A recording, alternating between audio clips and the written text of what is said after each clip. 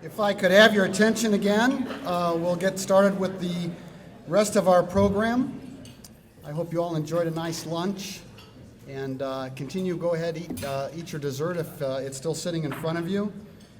But at this time, let's get started with the presentation of our Lifetime Achievement Award to John Feitner.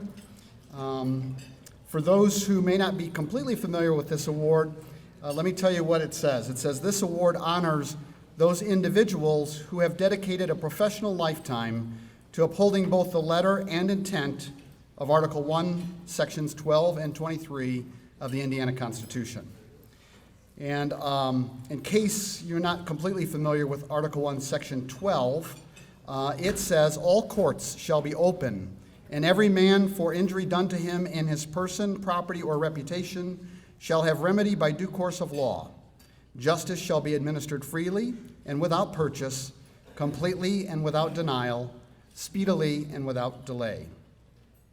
And Section 23 states, the General Assembly shall not grant to any citizen or class of citizens privileges or immunities, which upon the same terms shall not equally belong to all citizens.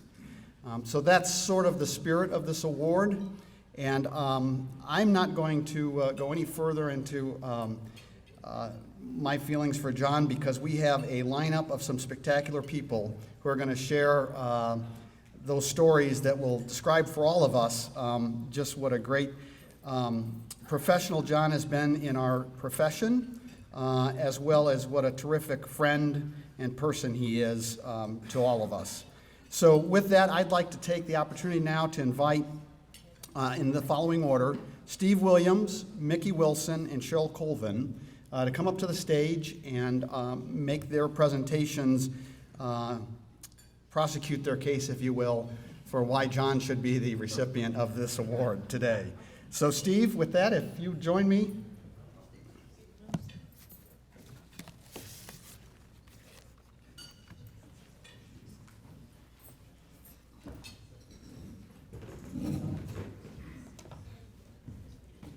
Well, first of all, it's so good after COVID to be able to share a meal with everybody. It's very nice.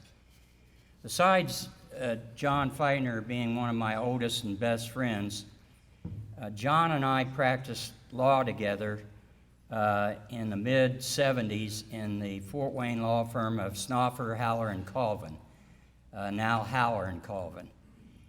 And in 1974, I was tasked for the law firm of going to all the law schools and interviewing for a new lawyer.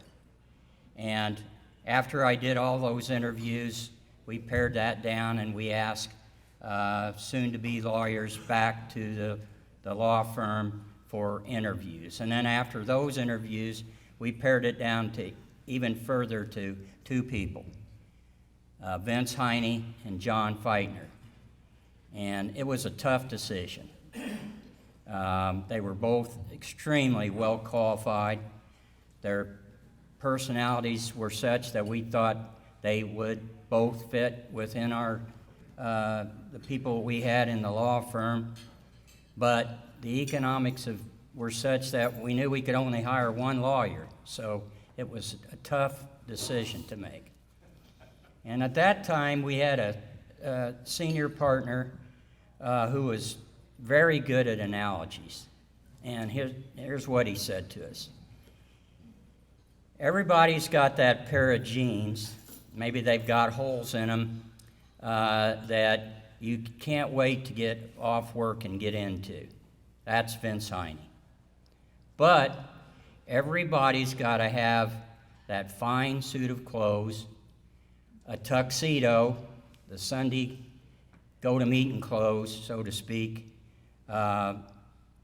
when you want to look your very best. That's John Feitner. And in all seriousness, that analogy has stuck with me all the rest of my legal career because of John, because I think that's exactly what John is. John is a tuxedo of our legal profession, and he's exhibited that in all aspects of his legal career and the charitable work that he's done, which we heard about during the seminar up in Fort Wayne, and in his personal life. He's been the very best our legal profession has to offer. I worked with John for 7 years in that law firm before I returned to Terre Haute, and I think that it's because of what our senior partners, which included Sheryl Calvin, who will speak in a minute, instilled in us when we were working. We were required to work, of course, the 5 business days. We were required to work at least a half a day on Saturday, if not longer, and we were required to work Monday evenings. And I think that's stuck with, it's exhibited in John's work ethic every day since then. As I left Fort Wayne, I continued to work with John in other legal organizations that we worked together in. One, of course, was this organization where John served as president from 2011 to 2012, I believe. And many of you may not know this, and I think it still holds true today, but it takes 10 years of hard work to work your way through the various chairs, in order to become president of this organization. And I think in that 10 years, John became a tuxedo of the ITLA. And I saw those same characteristics when he served as the state chairman of the American College of Trial Lawyers, and then finally on the Indiana Judicial Nominations and Disciplinary Commission. And John served that organization three-year non-consecutive terms. That's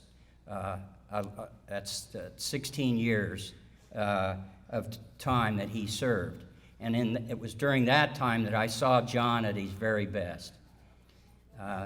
He has such outstanding political, and I mean that in the broad sense of the word politics, skills and savvy and diplomacy, that during his tenure he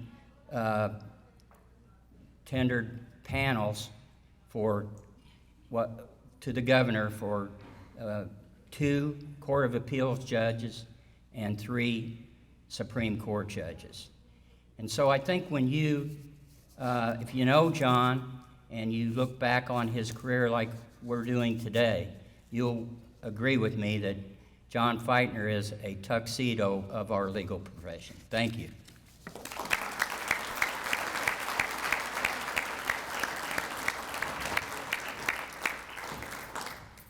Mickey Wilson, if you would join us.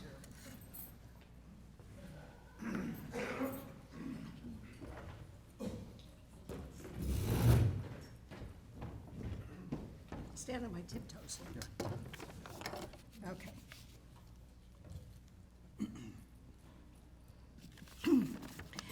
Well, I had a problem about today.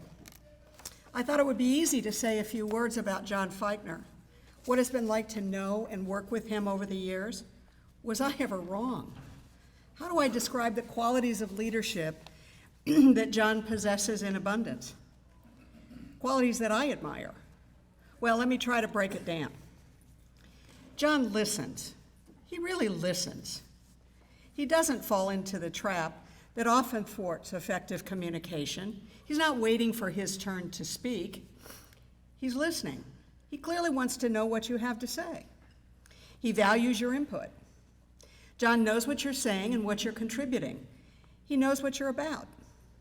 To work with John and experience his leadership is to realize he knows what's important to you, that you're a member of his team and a valued member. He shares his relationships that he's built over a lifetime of leadership. For example, when Senator David Long took over as pro tem of the Indiana Senate,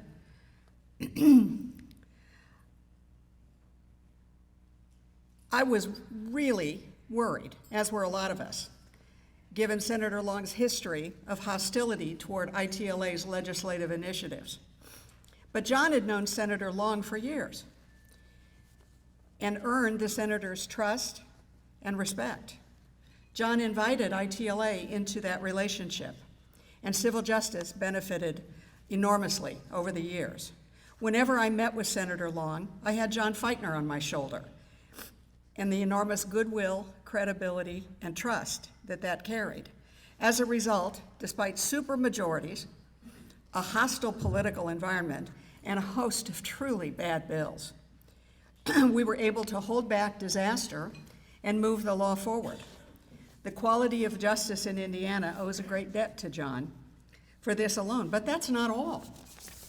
Another hallmark of John's character and leadership is his insistence that our goals are best served by always being polite, unfailingly polite, polite when it's hard, polite when you just don't want to be.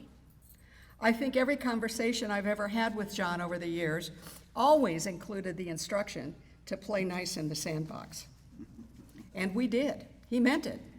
It had a lot to do with the reputation ITLA had of being the grown-ups in the room, a major distinction in the chaos of the Indiana General Assembly. Lillian Hellman once said, "Since when do you have to agree with people to defend them from injustice?" So we defended them, politely. And my goodness, is that boy persuasive. Who else could talk me into hopping on a jet ski and tooling around a lake? Or march over to the State House and insert our legislative language in an NRA bill? Seriously, who does that? Oh, right, John did that. That was quite a day. Oh, yeah. Ayn Rand once said, "The question isn't who's going to let me. The question is who's going to stop me." And John has a unique ability to make hard work fun. The work of ITLA is serious, but taking ourselves too seriously is counterproductive. We are lucky to be in a position to make the world a little bit better place and ourselves in the process. I often wonder if John knew Walt Disney, who set the following goal for his organization: let's do the impossible. That'll be fun. And I can genuinely tell you that working with and for my friend John was and always is fun. Finally, I have to share with you, as Steve did, that John Feitner is an amazing politician. He possesses the best qualities of political skills: honesty, patience, knowledge, forgiveness, vision, and courage. Qualities he brought to his work with ITLA and in his community. Perhaps John Quincy Adams said it best: if your actions create a legacy that inspires others to dream more, do more, and become more, then you're a leader. John, my friend, you're a leader. Congratulations.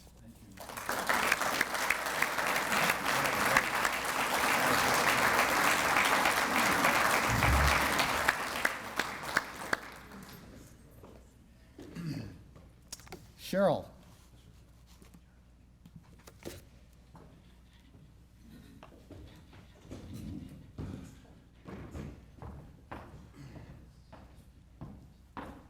Dan, thank you for that wonderful introduction.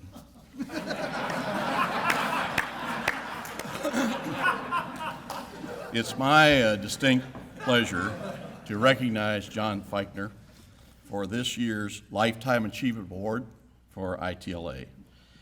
John and I have practiced law together as partners, then shareholders, but always as partners for over 45 years. It's amazing, as young as we look. As you know, John's been recognized by every lawyer group that rates professional skills of its membership. John's always been ranked in the highest categories. In almost every professional group that he's become a part of and is affiliated with, he has served in leadership roles. ITLA activities know his leadership skills include this unique capacity he has to build consensus of the group for its decision. It's well known in our law firm, we have mostly type A personalities, aren't all trial lawyers type A. About 30 years ago, our firm built a building for our law practice on Main Street, Fort Wayne. John and a couple other lawyers picked the architect, contractor, and the interior design firm. At the time, we had 6 partners, 6 owners of the building. The offices on the floor where the 6 partners and 6 owners had approximately the same square footage, but more importantly, we had 6 corner offices, a unique but beautiful design. The Lifetime Achievement Award recognizes something that professional organizations do. Our profession is often the subject of criticism and a few funny lawyer jokes. However, the great majority of lawyers are honorable people who render quality service to our clients, to our profession, and to the community organizations, as John has done. You know from the brochure about this meeting today that John served 5 terms on the Board of Trustees for the Fort Wayne Museum of Art. He served as president of that museum's board. He served as president of the Fort Wayne Country Club, and he was president of the Benjamin Harrison chapter of American Inns of Court. And you know he was president of this organization 10 years ago. And you heard Steve say what his service was on 3 terms of the Indiana Judicial Nominating and Qualifications Concern. In my opinion, this is one of the most valuable roles that lawyers can provide our profession. ITLA has always supported John in his election, and for many years, John has helped ITLA, as Mickey was alluding to support appropriate candidates in the general election. He's active in the majority political party, but he personally is dedicated to the preservation of rights of the injured.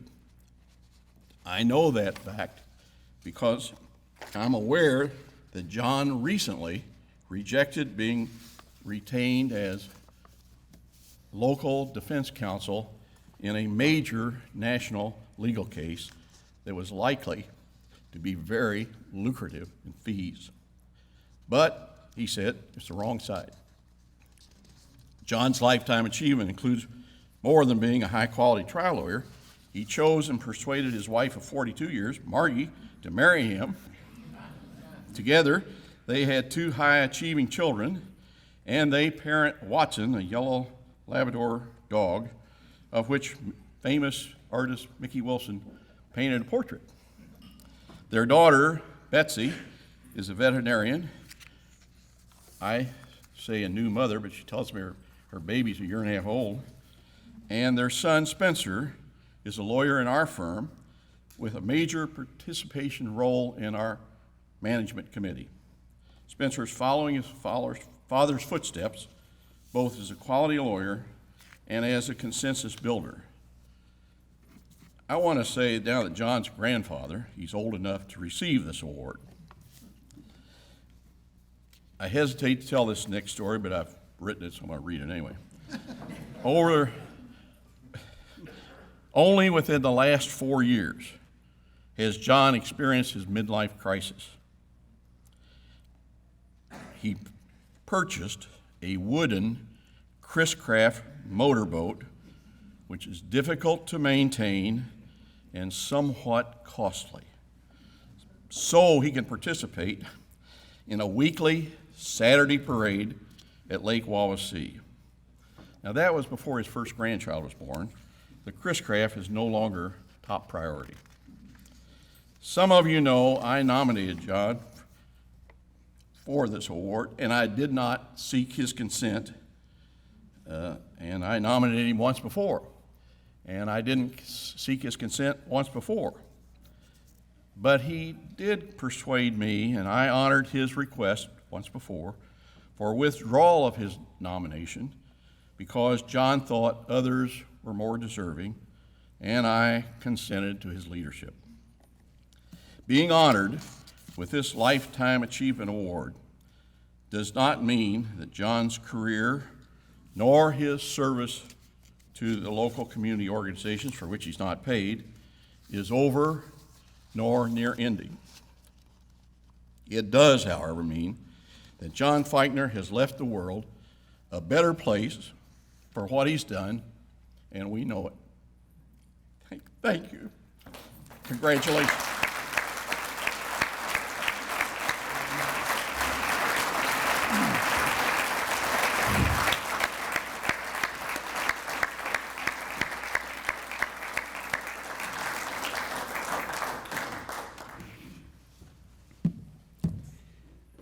Sheryl, I wanted to give a full introduction for you because, I thought you deserved it, but some people in the room think I talk too much, so I'm trying to prove Frank Julian wrong that I can get this done on time.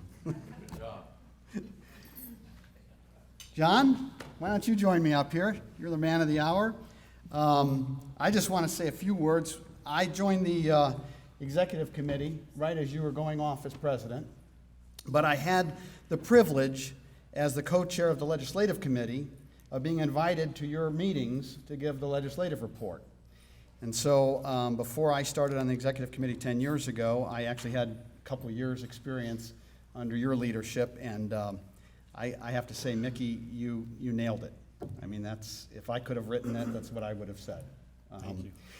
Let me just share a few other thoughts with the group, and I'm going to turn it over to you.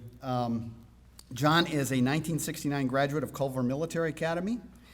He received his undergraduate degree from Brown University, and notice I'm not giving the years. 1973. Okay, there you go. And 76 from the McKinney School of Law here in Indianapolis. He also served as the assistant Allen County attorney representing the Allen County Sheriff's Department and other county departments in state and federal courts. He's got a long list of accomplishments in his career, and that's why we are so proud to honor John today with the ITLA Lifetime Achievement Award, which is dated today, May 12th, 2022, and it says, presented to John O. Feitner for an attorney who has devoted a lifetime of distinguished service to the Indiana Trial Lawyers Association and in recognition of exceptional dedication to the preservation of the rights of the injured. With that, John, I'm going to turn this over to you and congratulate you. We'll take pictures later. Thank you. Thanks, John.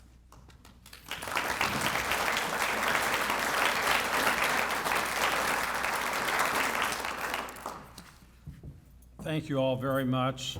I'm honored. I'm in awe of the list of names that I join, and I appreciate the members of the Supreme Court and the Court of Appeals, the Executive Committee, the Board, and all of you who are here learning how to be even better trial lawyers to be with me today for this honor for me. You know my three amigos who just talked. Am I blessed to have such friends and to practice and to have worked with them all these years? My law partner Sheryl Calvin's remarks were heartfelt and very memorable for me. Sheryl has been my mentor, trial partner, and law partner since 1976 when I interviewed with him and the other partners at the law firm. I've been privileged to practice law with him all these years. We've tried cases throughout northern Indiana, and sometimes I miraculously drove us home after talking to the jurors post-verdict in a bar.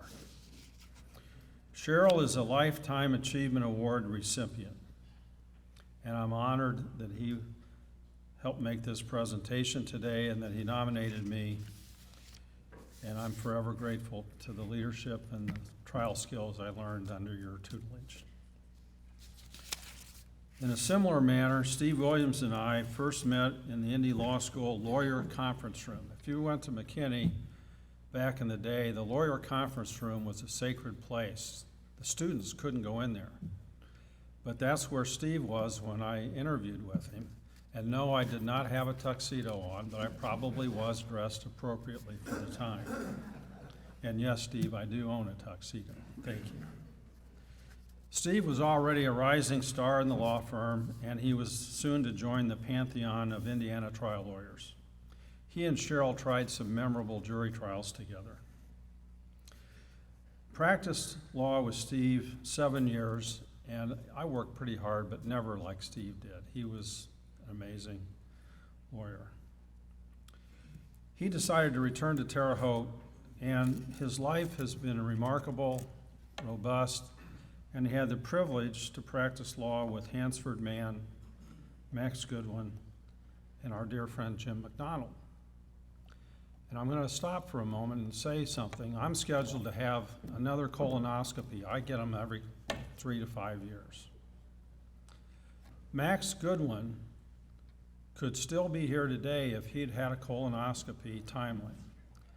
And we used to always remind people to protect your health and have the diagnostic tests, including a colonoscopy. And so I mention that again today. It's important to all of us. And later this afternoon, we'll give the award in honor of Max Goodwin. So we are special people and we have a special tradition.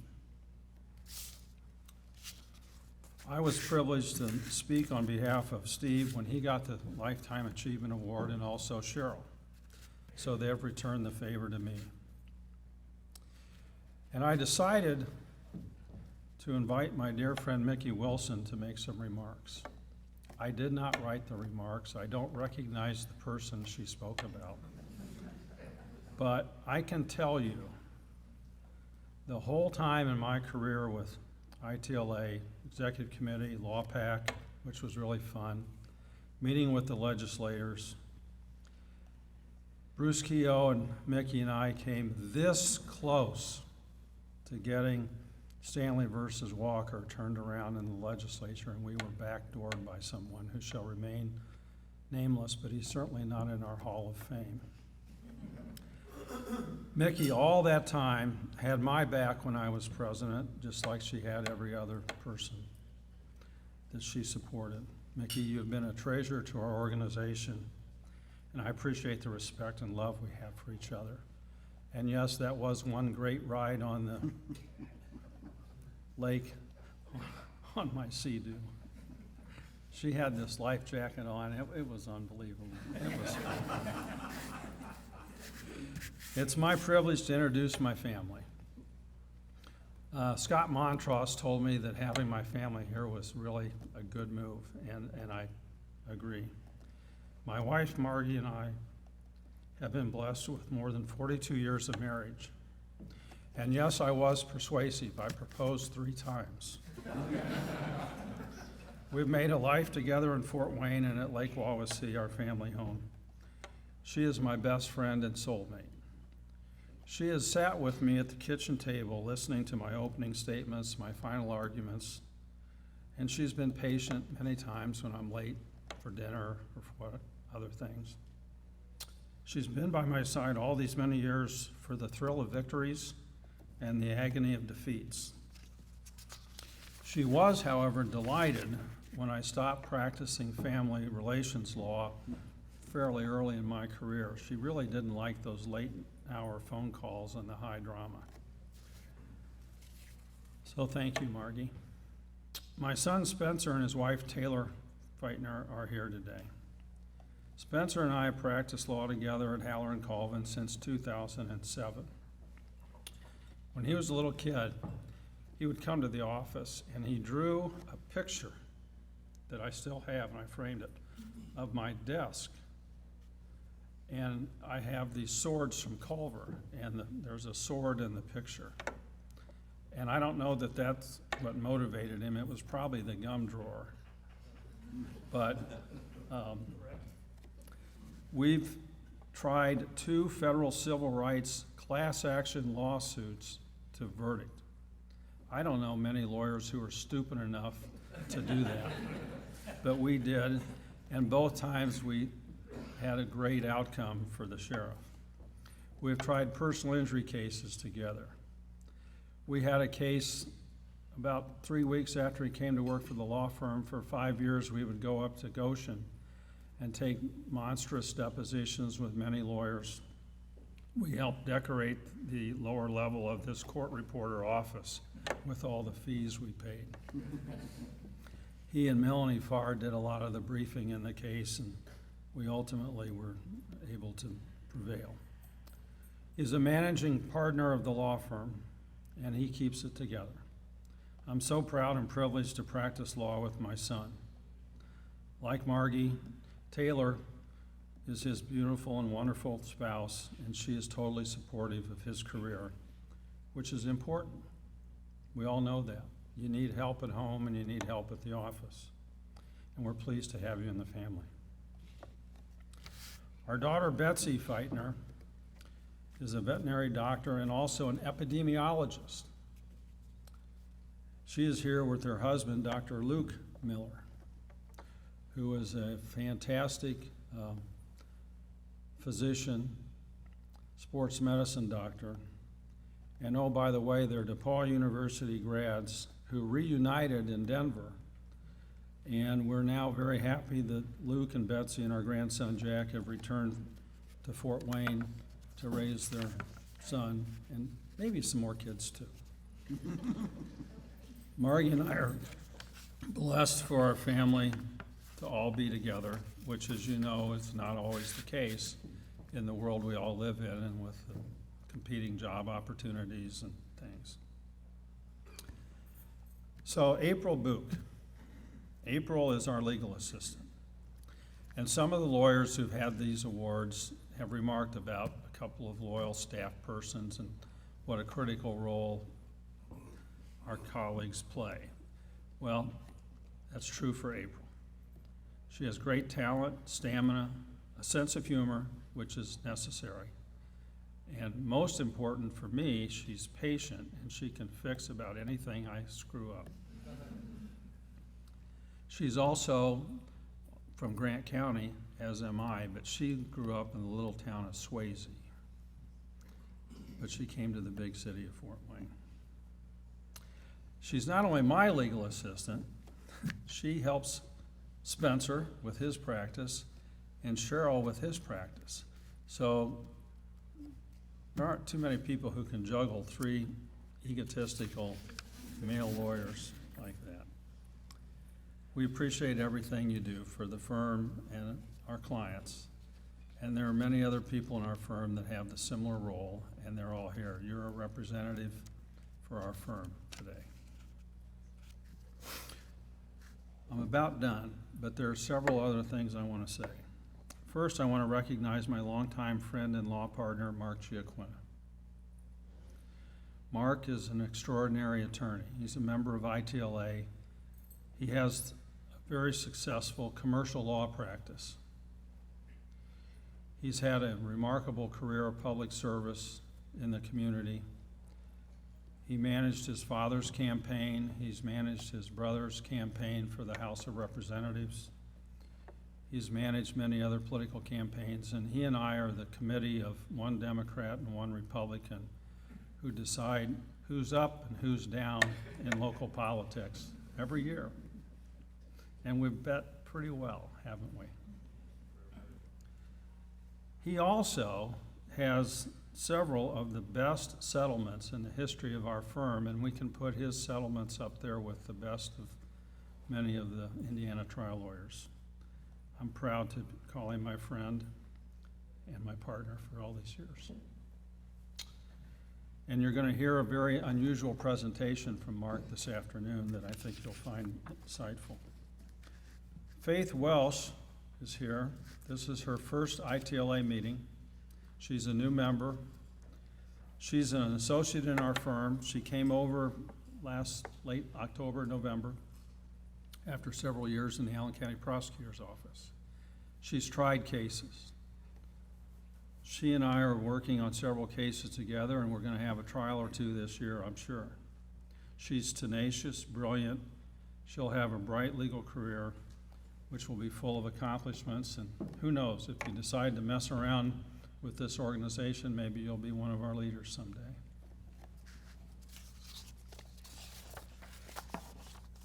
Upon graduating from law school, how am I doing on time? I got 5 minutes and I'm not going to take it all.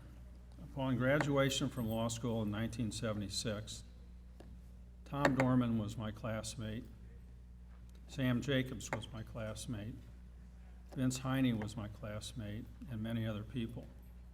I think the class of 76 is probably the best that ever came through, but I'm biased. I never thought I would be a successful trial lawyer for the Allen County Sheriff. I represented 5 sheriffs over the years, and every one of them had 2 terms.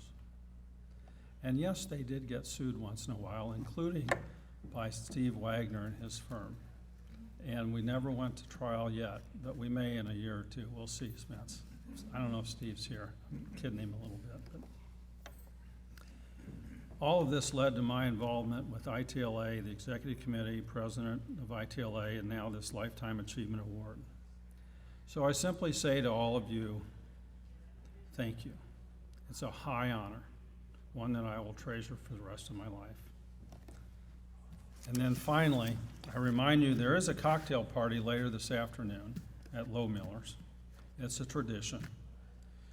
Over the years, I've consumed enough scotch at prior Lifetime Achievement cocktail parties that I felt like I was doing pretty well. I expect I will pay back that bar tab and a lot more this afternoon. Thank you.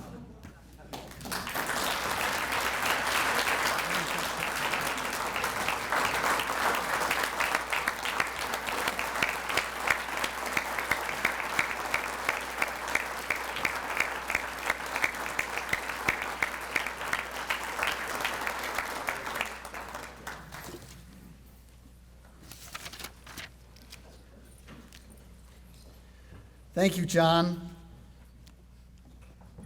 I'd like to congratulate you, John, one more time on this wonderful award. No one's more deserving today than you are. So this is a celebration of John Feitner. And I'd also like to congratulate our new officers that have been elected to the Board of Directors, as well as Nick Dietz to the Executive Committee. As John mentioned, there is the reception this evening. Everybody is invited to the reception. John's buying, so don't be shy. We are now going to adjourn back to our continuing legal education seminar. Stephanie Kassman is up to speak at 1:30 this afternoon on the topic of the changing landscape of mediation. With that, we will also celebrate Kyle Christie with the Max Goodwin Young Lawyer Excellence and Advocacy Award during the seminar around 3:30 this afternoon during a little break in the CLE programming. All right. With that, thank you everyone for being here this afternoon. Thank you to the judges of the Court of Appeals and Supreme Court, and to our honored guest,